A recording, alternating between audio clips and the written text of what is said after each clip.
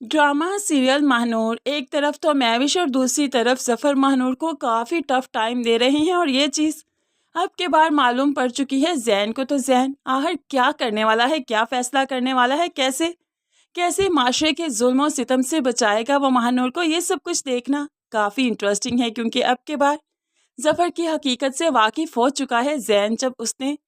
जब उसने महानूर को हरास करने की कोशिश की तो खिड़की में से जैन भी देख लेता है और अब के बार वो चुप नहीं बैठेगा।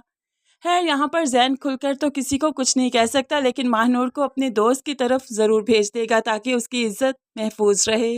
महविश जिसे काफ़ी गुस्सा है कि जैन ने आखिर उसका साथ क्यों दिया और दानिश की सारे कॉलेज के सामने इंसर्ट महानूर की वजह से क्यों करी। है यहाँ पर वो महानूर से दो टोक बात करने आती है। पहले तो गाड़ी से उसे ठोकर दे मारी और उसके बाद उसकी औकात याद करवाते हुए कहने लगी, तुम यहाँ पर सिर्फ मदद मांगने आई हो, सिर्फ सहारा लेने। ऐसे में इन लोगों के सरों पर चढ़कर मत नाचो। जैन मेरा है और मेरा ही रहेगा। हमदर्दी के दो बोल बोलने से तुम्हारा नहीं हो जाएगा। खैर महानूर भी दो टोक सुनाती है कि किसी की चीज़ इस्तेमाल करने का उसे कोई शौक नहीं। दूसरी तरफ महानूर को तो मदीहा बेगम भी आड़े हाथों लेती है। जब वो रोहान को पढ़ा रही थी तो मदीहा बेगम सख्त गुस्से में आ गई। लड़की, तुमसे कितनी बार कहा है मेरे पोर्शन में मत आया करो, तुम्हें समझ नहीं आती। और रोहान को मत पढ़ाओ, तुमने यहाँ से चले जाना है। इसको अपनी आदत डालने की क्या ज़रूरत है। जो अपने पोर्शन में, जब तुम्हें पोर्शन दे रखा है तो पता नहीं भागकर बार बार इधर क्यों आ जाती हो। मदीहा बेगम ने इस बार काफ़ी सख्ती से बात की कि महानूर ने एक्सपेक्ट भी नहीं किया था। रोते हुए पोर्शन से बाहर निकल गई। जब जैन ने देखा तो पूछने पर बताया कि मुझसे दूर रहिए, आप बहुत अच्छे हैं लेकिन दुनिया इतनी अच्छी नहीं है। आपकी वजह से मैं अजियत में हूँ। लोग मुझ पर उंगली उठाते हैं, मेरे किरदार पर बात की जाती है जो कि मुझे बर्दाश्त नहीं। हमारा रिश्ता ही क्या है, सिर्फ हमदर्दी का। प्लीज़ ये हमदर्दी मुझसे करना बंद कीजिए। लोगों की उंगलियाँ उठने लगी हैं इस हमदर्दी की वजह से। अब जैन भी महानूर की वजह से काफ़ी सैड है। वो सिर्फ हमदर्दी तो नहीं करता, मोहब्बत करता है, लेकिन खैर बता भी नहीं सकता, इसलिए ठान लिया कि वो महानूर से दूर रहेगा, उसके लिए मुश्किलात नहीं करेगा। इसीलिए तो उसने अपना रुझान महविश की तरफ किया ताकि उसका दिल बहल सके, ताकि वो महानूर को खुद से दूर और महानूर से दूर रह सके। लेकिन खैर महविश के साथ होते हुए भी वो महविश के साथ नहीं रहता। ख्यालों में तो सिर्फ महानूर ही छाई है और महविश इस चीज़ को खूब अच्छे से नोट करती है।